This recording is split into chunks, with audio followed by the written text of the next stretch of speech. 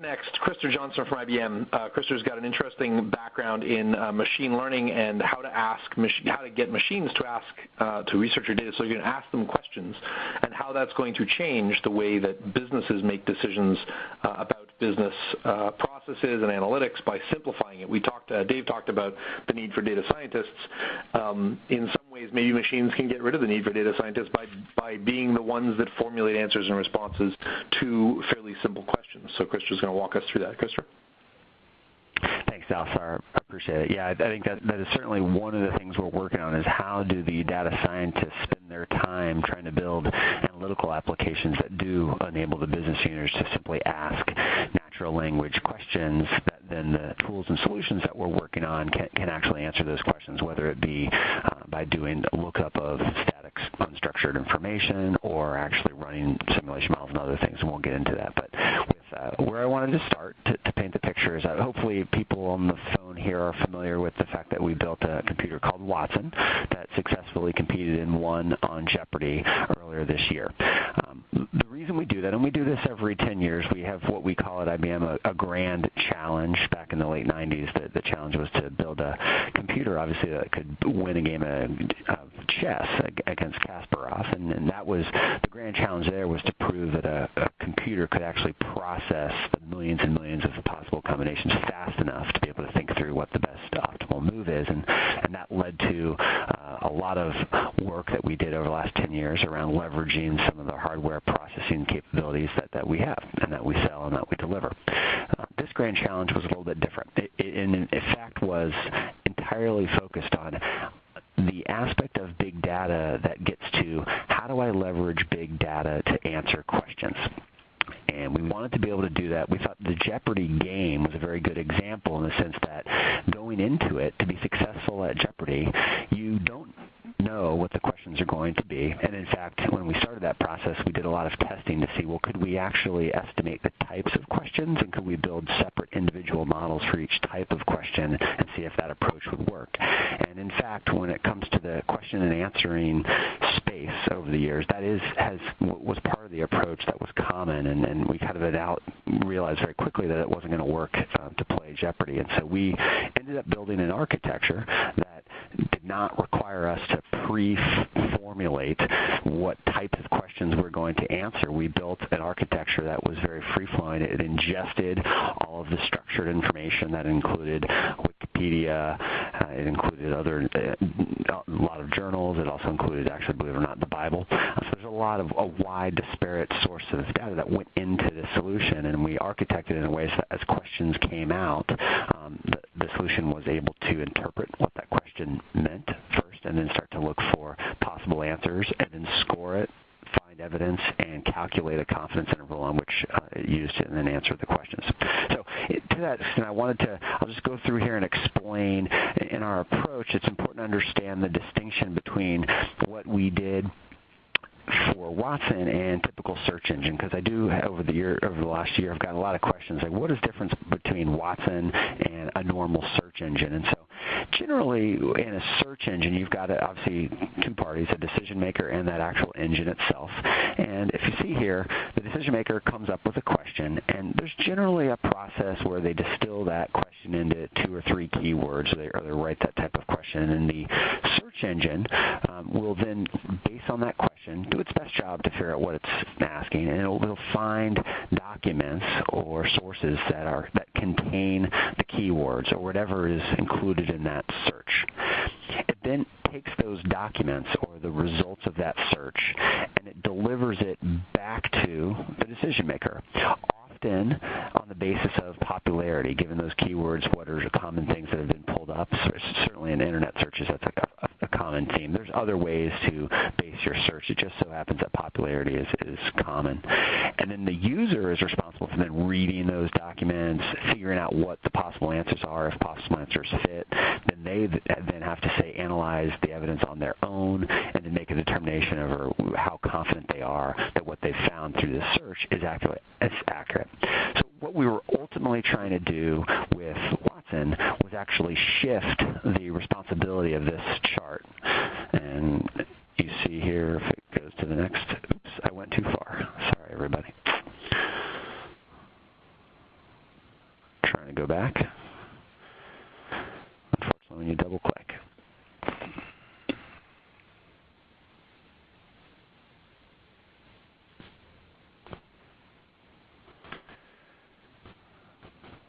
It looks like my screen is, I'm seeing an hourglass on my screen.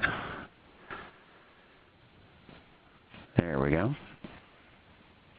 Okay, so what we're trying to do with Watson and what we're calling our deep question and answer technology is to give any user, and we're thinking in the context of business users, organization users, things like that, to just ask a natural language question and have a system or a tool that can actually understand the question, not in a very literal sense of the word, but in a way where it actually spends time developing hypotheses on different interpretations of each question. Because that actually is really important in the game of Jeopardy, and why we thought it was a good example to build out this deep QA technology, which is there's so many puns, there's so many different ways you can interpret a question that we realized we had to embrace that fact, because we had to actually, when we start to look for answers and score our confidence in our ability to answer that question, we need to make sure that we're taking into account the different possible interpretations of any possible question. So once you go through that hypothesis on what the question is actually asking, then you turn around and produce possible answers and find evidence. And in this case, we are actually trying to base that evidence that we find not necessarily just on popularity, but on a lot of different factors.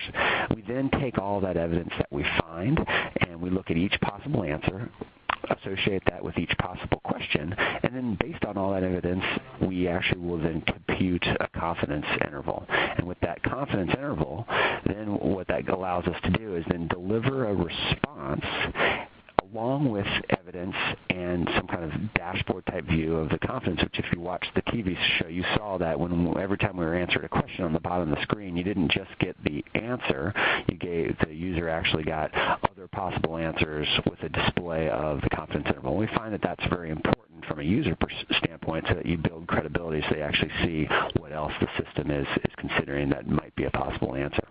And then what we want is the decision maker then to just consider the recommendation and the evidence and do less work on their own. So that's really the concept behind deep question and answer. So if we go to the next slide, there's three key things that are involved.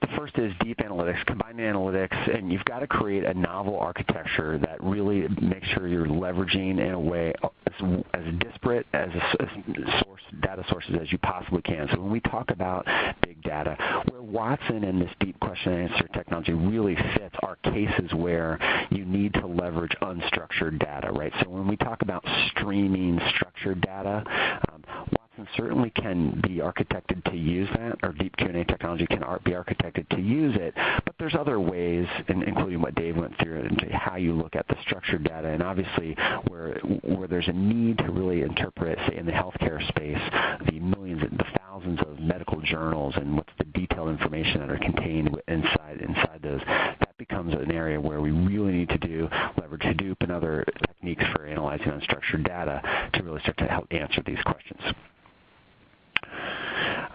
Speed.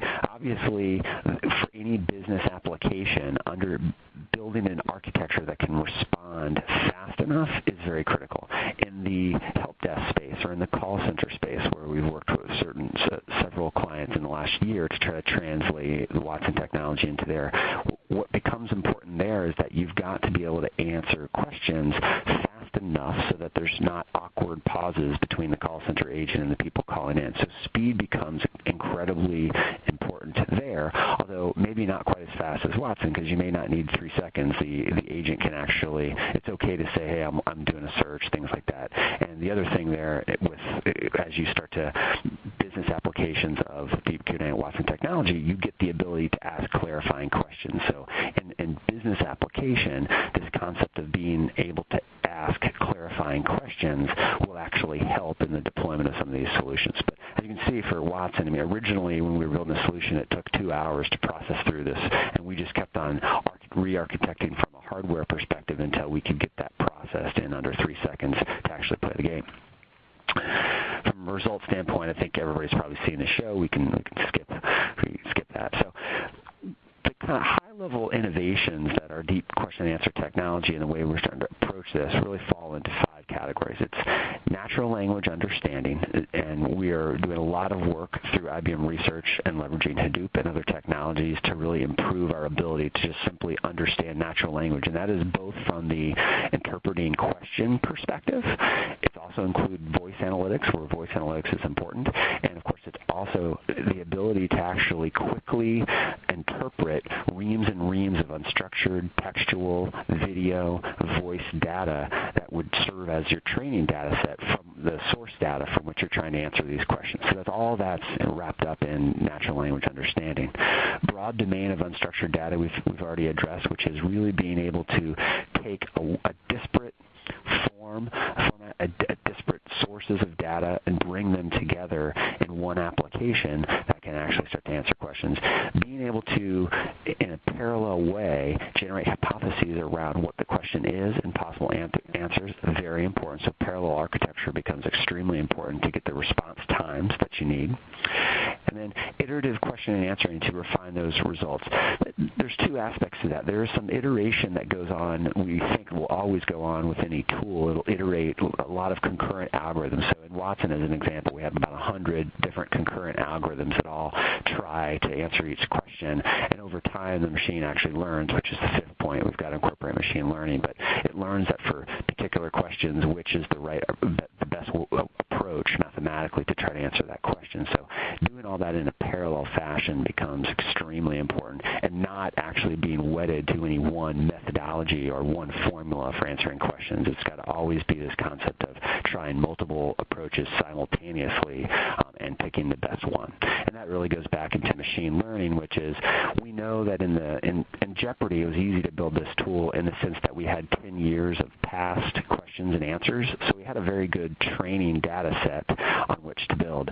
The applications that we've been working on so far with several clients, we've struggled to have a perfect training data set where you had what was the question at the time and what really was the actual best answer. That sometimes there's question around what really was the best answer. And so actually taking time to generate those training data sets, or starting to use a tool like this and actually recording what the question was, what the initial answer was, and then looking back after time and figuring out what was the best answer, that becomes important. That's all wrapped up in the machine learning that we see. So the best fits for where this type of technology is obviously when there's an element of unstructured data becomes really important. When there's a high level of value in the speed or the accuracy of decision support based on health of the patient in healthcare, or customer satisfaction in terms of speed and accuracy of being able to answer a question if it's a call center. So generally, the types of solutions we're pursuing are from a research perspective, assisting research of macroeconomic trends, current event, historic data, applications that involve around knowledge management, customer insights. When people are seeking information, how do we do that better? How do we actually leverage these deep Q&A techniques to just give people better information? The other is in diagnosis. So in the healthcare space, obviously for patient conditions, family history, medical journals, things like that. This also applies to any contact center when people are calling in for a particular issue. How do we actually get to the resolution of that? And in both those cases, what we find to be really important is again, this concept of being able to ask clarifying questions and suggest to the doctor or the call center agent, how do you actually, what is the right next question to ask to minimize the length of that decision tree to get to a final recommendation. All right. So with all that said, on the next slide here, while we're focused when we built Watson, we focused on very specific how do we do deep question and answer type technology. We realize that in the business world, what Watson and these types of applications may have to do is actually leverage a wide variety of modeling and mathematical techniques that aren't necessarily very similar to just simple question and answer. In a business, as an example, somebody may have ultimately 10 years from now a question of trying to make a question that relates to uncertainty around what demand will do, and they may have a couple of assumptions. We see in the future tools, applications like this that actually are smart enough to know when to rerun a couple of predictive models that drive forecasting, to link back to a couple of maybe some discrete event simulation models that can take into account a lot of variables in terms of scenarios and things like that, then link back to, say, an inventory optimization solution that would then for a new revised forecast, and across these different scenarios that you're wanting to consider, what is the optimal inventory levels or network design levels, or how do you recalculate risk? So we see across on the right side, we look at analytics in terms of descriptive analytics, which defines what is the past data, predictive, which is really trying to get at the relationships that if data inputs vary, what happens to your desired outputs. That's predictive analytics. And then we call prescriptive or optimization, which is given that scenario, what is the optimal answer given some set of objectives. Pardon me. So what we're trying to do here is actually ultimately build solutions that are smart enough to know and run which models are really needed to answer certain types of business questions.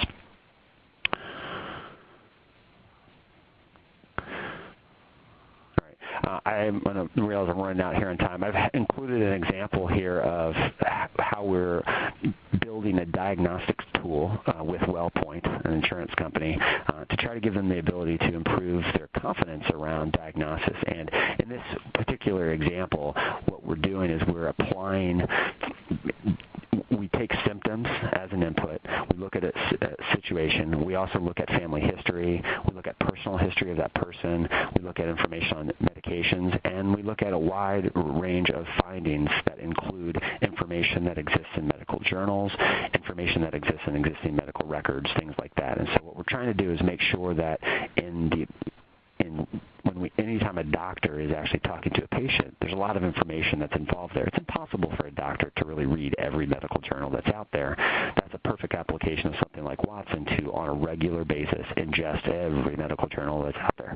Understand as much as, to the extent things are in electronic medical records, understand what's happening across the country, within a state, within a zip code. Understand all that information that a human being really would struggle to, and build an application to come up with better diagnoses.